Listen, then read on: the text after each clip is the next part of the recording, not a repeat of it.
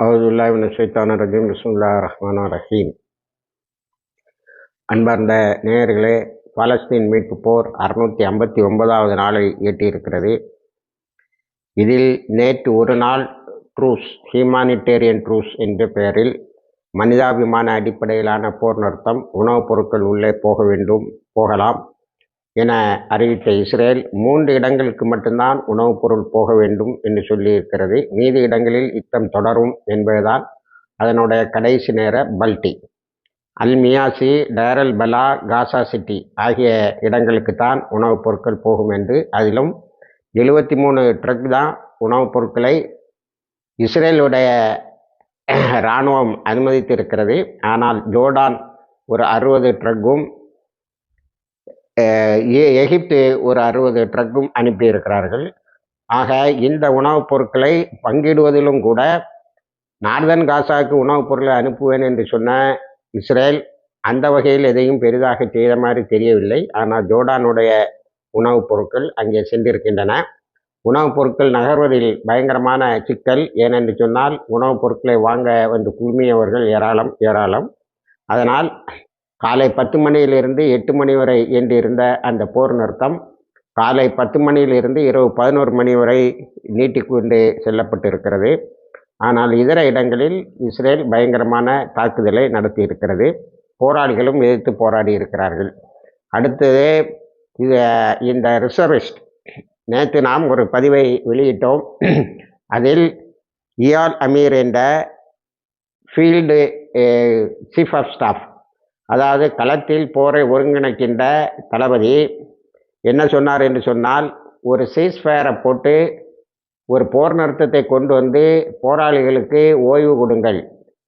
அவர்கள் ஒரு 60 நாள் அல்லது ஒரு 90 நாள் ஓய்வு அவர்களுக்கு தேவைப்படும். ஏனென்று சொன்னால் 74 நாட்கள் மட்டுமே, அதை இன்று சொல்லியிருக்கிறார், 74 நாட்கள் மட்டுமே பணி செய்ய வேண்டிய ரிசர்விஸ்ட் எல்லாரும் 1 வருஷத்துக்கு மேலே அங்கே இருக்காங்க. அவங்க எல்லாரும் பிஎஸ்டிடியால் பாதிக்கப்பட்டு இருக்கிறார்கள். ஆகவே இராணுவத்தை அங்கே இருந்து எடுத்து அவர்களுக்கு ஓய்வு கொடுத்து அவங்கள திரும்ப ட்ரெயின் பண்ணணும், அவங்களுக்கு ஒரு ரிஃப்ரெஷ்மெண்ட் கொடுக்கணும்லாம் சொன்னார். அதனால் சீஸ்ஃபயர் தேவைன்னு சொன்னார். அதை நெத்தன்யாஹூ கேட்கல. ஒரு ட்ரூஸை அறிவிச்சுட்டு கூட கான் யூனிஸில் பயங்கரமான தாக்குதலை நடத்தித்தான் இருக்கிறான். அதனால் அவர் இன்னைக்கு என்ன சொல்லிட்டாருன்னா, நான் ரிசர்விஸ்ட்டை காசாக்கு இனிமேல் அனுப்ப மாட்டேன். அவங்க 74 நாட்கள் மட்டும்தான், ஒரு வருடத்தில் 74 நாட்கள் மட்டும்தான் இஸ்ரேலிய இராணுவத்திற்கு சேவை செய்ய வேண்டும். ஆனால் அவர்கள் 2 வருடங்களாக அங்கே, அதாவது இப்பொழுது 659 நாட்களாக அவர் காசாவிலே இருக்கிறார்கள். அதனால் அவர்கள் பெரிய அளவில் அழிக்கப்படுகிறார்கள் போராளிகளால், நம்பர் 1. நம்பர் 2, அவங்க ரொம்ப எக்ஸாஸ்ட் ஆகியிருக்காங்க. செத்துட்டா போதுங்கிற மாதிரி இருக்காங்க, இல்லைன்னா சரண்டர் ஆகிட்டா போதும்னு இருக்கிறாங்க. அவங்கள சரண்டராக போனால் நம்ம கொலை செய்யணும்னு உத்தரவு போட்டிருக்கோம். ஆகவே நான் அனுப்ப மாட்டேன் என்று சொல்லியிருக்கிறார். இது ஒரு சிப்பாய் கழகம். இனிமேல் இது என்ன ஆகும்னு சொன்னால், நெத்தன்யாஹூ இயால் அமீரை பதவியிலிருந்து நீக்கிவிட்டு தனக்கு தலையசைக்கின்ற யாராவது ஒரு ஆளை கொண்டு அமர்த்தும் வாய்ப்பு இருக்கிறது. அடுத்து நேற்று நிறைய இஸ்ரேலிய இராணுவத்தினர் கான் யூனிஸில் போராளிகளிடம் சரண்டர் ஆகியிருக்காங்க, குறிப்பாக ஹமாஸ்ட. அந்த போராளிகள் பலரை அப்படி சரண்டராகும் மனநிலையில் இருக்கின்ற இவர்களை கண்டுபிடித்த பிறகு அவங்களையெல்லாம் ஜெயிலுக்கு அனுப்பியிருக்கான். அதே மாதிரி நிறைய சோல்ஜர்ஸை மீண்டும் காசாவுக்கு போங்கன்னு சொல்லியிருக்காங்க.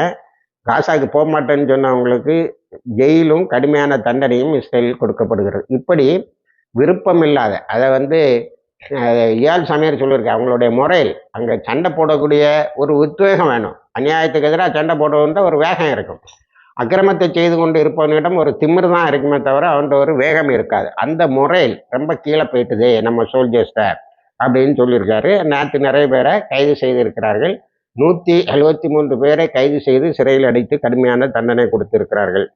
அடுத்தது, இந்த ஹந்தாலா ஷிப்பை அஸ்தோதுக்கு இழுத்துட்டு போயிட்டாங்க.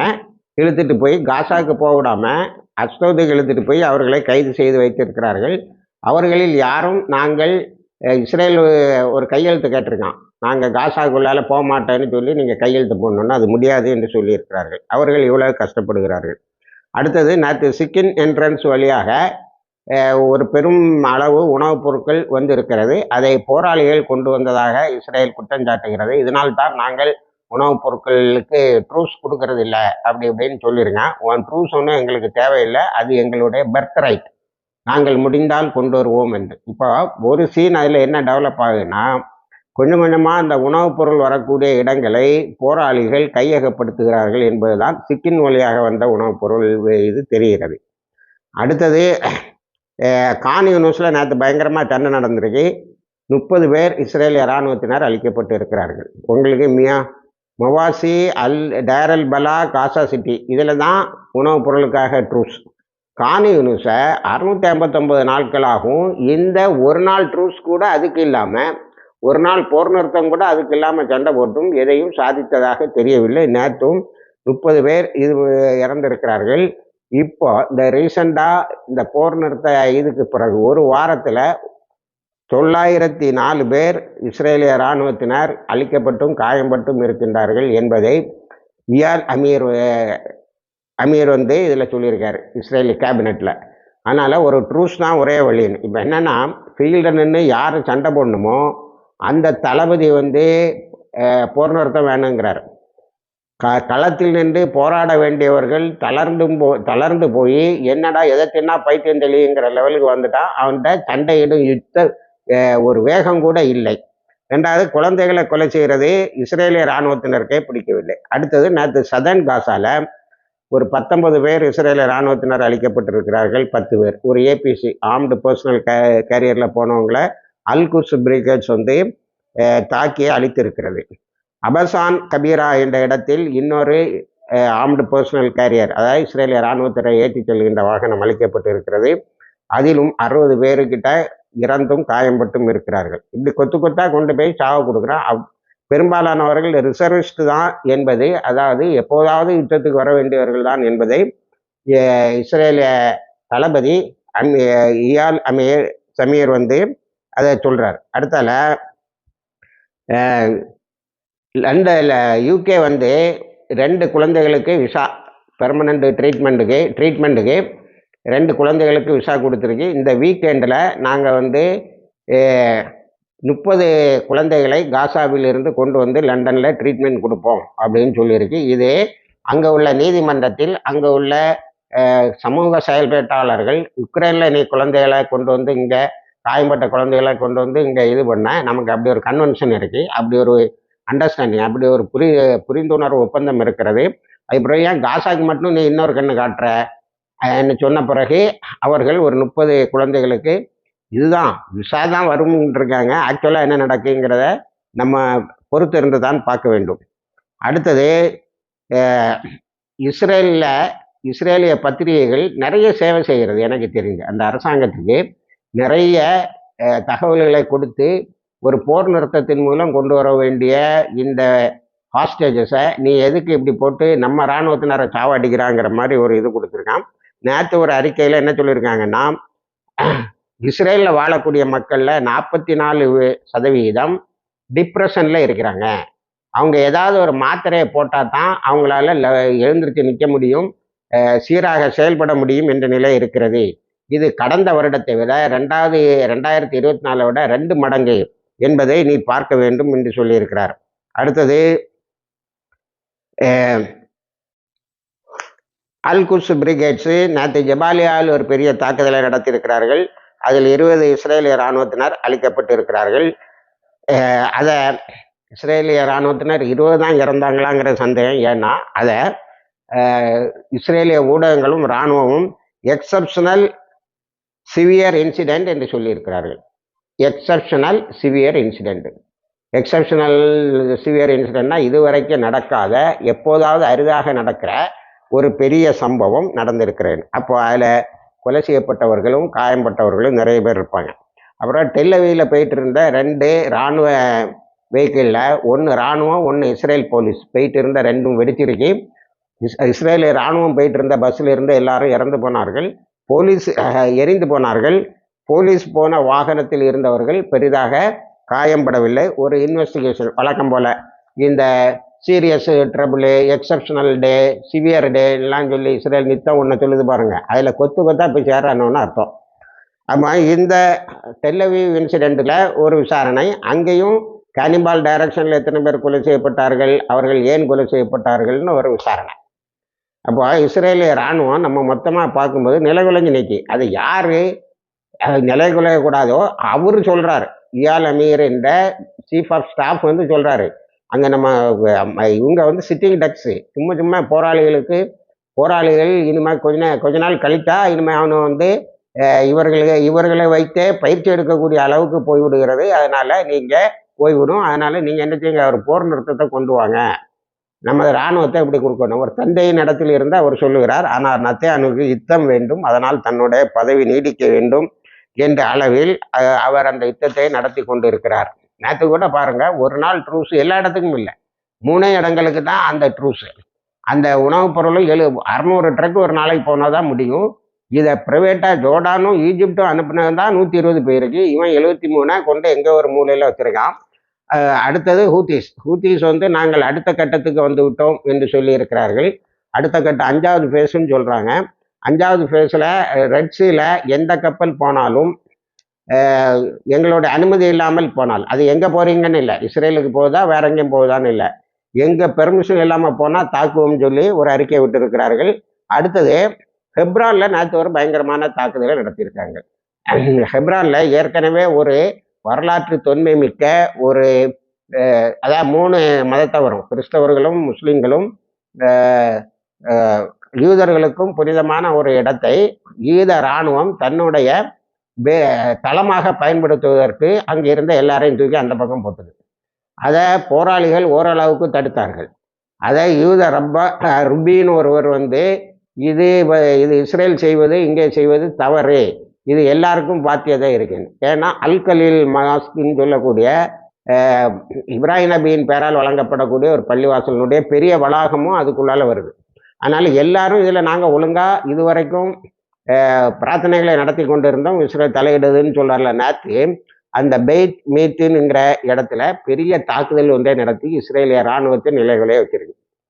நம்ம தமிழ் பாஷையில் சொன்னால் அவங்க எல்லாரும் கலைந்து ஓடி இருக்கிறார்கள், துண்டை காணும் துணியை காணும்னு கலைந்து ஓடி இருக்கிறார்கள். இது அந்த மக்கள் வரவேற்றாலும் இப்படி தொடர்ந்து தாக்கினால் அந்த அந்த ஆர்டிஸ்ட் அது வந்து இப்போ யூஎனோட இது கீழே இருக்குண்ணே, கல்ச்சரல் டிபார்ட்மெண்ட்டு கீழே இருக்குது, அது வந்து பாதிக்கப்படாமல் பார்த்து கொள்ள வேண்டும். இதுவரைக்கும் இராணுவ தளங்கள் தான் தாக்கப்பட்டு இருக்கிறது என்று அங்கே இருக்கின்ற 3 முஸ்லீம்களும் கிறிஸ்தவர்களும் யூதர்களையும் சேர்ந்த ஒரு கூட்டுக்குழு அறிவித்திருக்கிறது. ஆக அங்கே ஒழுங்காக இருக்கான், அங்கே யூதர்களும் கிறிஸ்தவர்களும் முஸ்லீம்களும் ஒழுங்காக இருக்கிறாங்க, அங்கே உள்ள வழிபாட்டு தலங்களை பாதுகாத்து கொண்டு இருக்கிறார்கள். உங்களுக்கு இந்த இடங்கள் எல்லாம் இஸ்லாத்தின் ஆட்சிக்குள்ள வந்தது 637 வந்துட்டு. இவ்வளவு காலமா எல்லாருடைய உரிமையும் பாதுகாத்து கொண்டிருந்தது இஸ்லாமிய அரசு. ஆனா அதனுடைய வீழ்ச்சிக்கு பிறகுதான் இந்த கேவலமான வேலைகள் எல்லாம் யூதர்கள் செய்கிறார்கள். அடுத்தது நேற்று பீர்ஷிபால ஒரு பெரிய தாக்குதலை நடத்தி இருக்கிறார்கள். அதில் எரியக்கூடிய தீ இன்னும் அணையில். என்ன சொல்கிறாங்கன்னா, முக்கியமான ஒரு இராணுவ தளத்தையும் ஒரு அம்யூனிஷன் டிபார்ட்மெண்ட், ஒரு ஆயுதங்கள் குவித்து வைத்திருக்கப்பட்ட இடத்தையும் தாக்கியிருக்கிறார்கள். அதனால தான் அது எரிஞ்சிட்டு இருக்கு. 12 ஃபயர் ஃபைட்டிங் டீம், 12 தீ அணைப்பு படை போரிட்டும் அதை அணைக்க முடியவில்லை என்பதை தெளிவுபடுத்தி இருக்கிறார்கள். அடுத்தது இலியாட், அதாவது நம்ம ராசல் ராஸ்தான்னு ராசல் ராஸ்தான்னு சொல்லுவோமே, அந்த போர்ட்டையும் நேற்று தாக்கியிருக்கிறார்கள். அஸ்கலானையும் தாக்கியிருக்காங்க. நேற்று ஒரே சைரன் சத்தம். இந்த சைரன் சத்தத்தில் இருந்து தான் இஸ்ரேல் மக்களில் பெரும்பகுதியினர் இந்த பிஎஸ்டிடிக்கு ஆளாகிறாங்க. அதாவது அவங்க நோயை என்ன சொல்லலான்னா ஆங்ஸைட்டி, ஒரு பெரிய நோய். அதாவது எப்படா இது முடியும், எப்போ இந்த இதில் இருந்து வெளியில் வருவோம்னு ஒவ்வொரு நிமிஷமும் நினச்சி அது நடக்காமல் போகிறதால் வருகின்ற விரக்தி. அதனால் அந்த டிசீஸை ஆங்ஸைட்டின்னு சொல்கிறாங்க. அடுத்தது அதே மாதிரி அவங்களுக்கு இன்னொரு பெரிய இது என்னன்னா பிஎஸ்டிடி ரிலேட்டடு டிப்ரெஷன். அதாவது மனநிலையில் ஒரு யுத்தம்னு சொன்னால் ஏதோ பார்டரில் நடக்கும், நம்மெல்லாம் அங்கே உள்ளே உட்காந்து பேசிகிட்டு இருக்கோங்கிற மாதிரி இருக்கும். ஆனால் இது எப்படின்னா ஒரு நாடு முழுக்க தாக்குதல் நடக்கும். ஹூத்தீஸும் நேற்று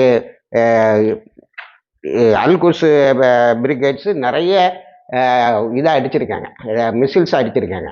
அதை எழுதும்போதே இஸ்ரேலிய மீடியாக ஹர்ஸ் என்ன சொல்லுதுன்னா, 659 நாளுக்கு பிறகும் காசால இருந்து, அதுவும் கான்யூனிஸ்ல இருந்து அவனால ராக்கெட் அடிக்க முடியும்னா என்னடா யுத்தம் இது அப்படின்னு கேட்டான். அதனுடைய காரணங்கள் ஏன் அவர்களுக்கு இன்னும் பலமா நின்று தாக்க முடியுதுங்கிறத இயால் சமீர் தான் சொல்லியிருக்காரு. நம்ம மக்கள்கிட்ட நம்ம போராளிகள் தான் முறையில் இல்லை. அவன் ஏற்கனவே 74 நாளைக்கு வந்தவன் 659 நாளா இருக்கான். அதனால அவனுடைய சண்டை போடக்கூடிய எல்லா திறமையும் அழிந்து போய் இருக்கிறது. இன்னும் நிறைய பேர் ட்ரைனிங் இல்லாதவங்கள அனுப்பியிருக்கான். அவங்களால அங்கே உள்ள சுச்சுவேஷன்ல சரியான முடிவு எடுக்க முடியலைன்னு ரொம்ப பாதுகாப்பாக இருந்துட்டு இயால் சமீர் சொல்லியிருக்கிறார். ஆக இப்படி இவங்க இன்னும் ராக்கெட்டையும் மிசில ஏவுகணைகளையும் அடிக்க முடியுதுன்னு சொன்னா, ஏவுகணை அடிக்க முடியறது மட்டும் இல்லை, அதை எடுத்து வீடியோ எடுத்து போய் உட்காந்து அப்படிதான் எழுதுறாங்க. ஆஃப்டர் ஃபைட்டிங் இந்த field our warriors came to the resting place. ஒரு ரெஸ்டிங் பிளேஸுக்கு போய் அதை வீடியோ எடுத்து அனுப்புகிறான். எல்லாம் அண்டர் கிரவுண்டு, ஒன்றால் ஒன்றுமே செய்ய முடியல. பகுத்தறிவு என்ன சொல்லும்னா, கான் யூனிஸ் 364 கிலோமீட்டர் காசால கான் யூனிஸ் ஒரு சின்ன பகுதி. அது இன்னும் இராணுவம் நேற்று ட்ரூஸில் கூட அதுக்கு எக்ஸப்ஷன் இல்லாமல் சண்டை போட்டும் பிணங்களை தான் அள்ளிட்டு வந்துட்டு இருக்க. அதெல்லாம் அவர் வெக்கத்தை விட்டு சொல்லியிருக்காரு இயால் சமீர். ஏவா சீஸ் ஃபயர் தான் ஒரே வழி, நம்ம இராணுவம் சண்டை போட்டுக்கிடாது. அடுத்தது நம்ம ஈரான் ஈரானுடைய சுப்ரீம் லீடர் அலி காமினியை நாங்கள் கொலை செய்து விடுவோம் என்று இஸ்ரேலுடைய டிஃபென்ஸ் மினிஸ்டர் இஸ்ரேல் ஹஸ் சொல்லியிருக்காரு. ஏன்னா மொசாத் ஏஜென்ட் யாரையும் செட் பண்ணியிருக்கானா என்னான்னு தெரியல. அதுக்கு அலி காமினி அவர்கள் வழக்கம் போல, எனக்கு வயசாயிட்டுடா, என் உடம்புக்கும் எந்த இதுவும் இல்லை, என்னுடைய ஆத்மாவுக்கும் எந்த இதுவும் இல்லை, நான் அல்லாட்ட போகிற நேரத்தை தான் பார்த்துட்டு இருக்கேன், ஆனால் நீங்கள் அதில் அழிக்கப்படுவீர்கள் என்பதை தெரிந்து கொள்ளுங்கள் என்று சொல்லியிருக்கிறார். அடுத்தது அந்த ஒரு 3 இடத்துல குண்டு வச்சு ஒரு 5 பேரை இறந்தார்கள், 13 பேர் காயம்பட்டார்கள் ஈரானில்.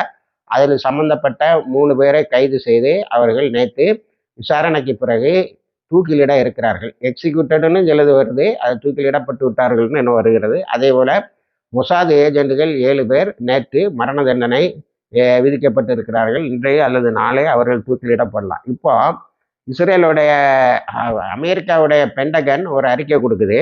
அதில் ஈரானுடைய தாக்குதலால் அந்த கத்தரில் இருந்த உதைதா தளத்தில் ஈரான் தாக்குதலில் நமக்கு ஆக்சுவலாக ஏற்பட்ட இழப்பு 111 மில்லியன் லாசஸ் என்று சொல்லியிருக்கிறது. அதே போல் நாம் மிகப்பெரிய கம்யூனிகேஷன் நெட்வொர்க்கை இழந்திருக்கோம். அதை திரும்ப அப்படி ஒரு டூமை எஸ்டாப்ளிஷ் பண்ணுறது கஷ்டம்.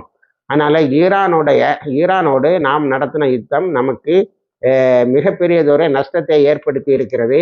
நம்மளுடைய ரீஜனல் அலைஸ்ன்னு சொல்லக்கூடிய வட்டார தளங்களில், அதாவது கல்ஃப் கண்ட்ரீஸில் உள்ள நமது தளங்களில் உள்ள இராணுவத்தினரும் பயந்து கொண்டு இருக்கிறார்கள். நமக்கு இடம் தந்த அரபு நாடுகளும் சில விரக்தியில் இருக்கின்றன. இந்த விரக்தியை விரைவில் மீட்க வேண்டும் என்று சொல்லி இருக்கிறார்கள். இணைந்திருங்கள். எல்லா தகவலையும் தருகிறோம். வாகிர் தவானா அல்ஹம்துலில்லாஹ்.